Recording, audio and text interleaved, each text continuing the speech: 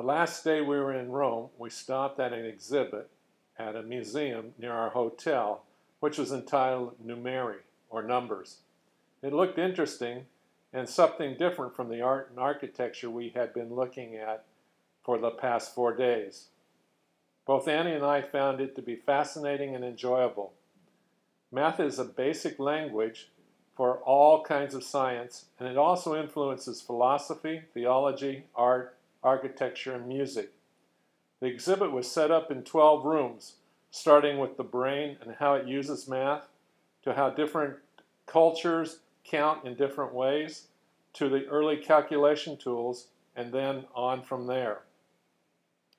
There were teachers and school children of all different ages engaged with interactive displays set up to show how numbers worked. I was doing pretty well with all of it until we got to the final 3 rooms. Then it was over my head. Back in Florence, we decided to check out the Galileo Science Museum, where all sorts of inventions from 2,000 years ago to the present were used in the pursuit of scientific discovery. Almost all of these instruments were based on mathematical concepts. We also saw a couple of films this week. What were they about, you might ask? Math. Go figure. The imitation game. It's a test of sorts. What is it that we're really doing? We're going to break an unbreakable Nazi code and win the war. Oh. Sometimes it's the very people who no one imagines anything of who do the things that no one can imagine. I'm just a mathematician. I know a lot of spies, Alan.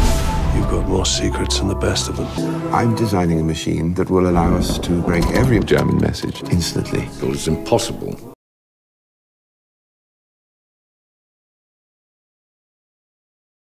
I'm a cosmologist. What's that? I study the marriage of space and time. The perfect couple. One never knows from where the next great leap forward is going to come, or from whom.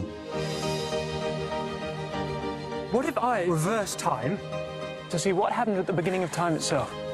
Wind back the clock. Wind back the clock? Keep going. I don't know how. Yet. Why? I'm okay. So, this black hole at the beginning of time. Brilliant. Brilliant, Stephen. My name is Stephen Hawking. It's American. Is that a problem?